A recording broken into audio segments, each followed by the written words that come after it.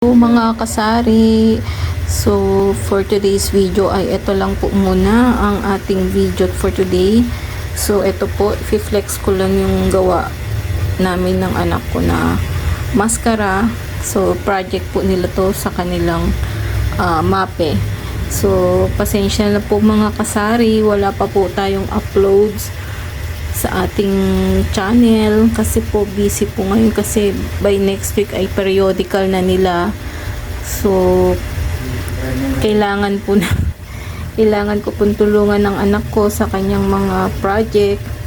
So ayan po, so pasensya na po muna na wala po kaming upload. Meron na po akong mga video pero hindi ko pa po na-upload gawa ng busy po masyado.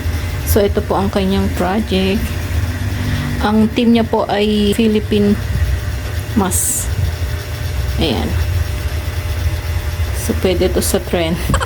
So, that's all guys. Thank you for watching. Sana po ay huwag kayong magsawa. Salamat. Bye-bye.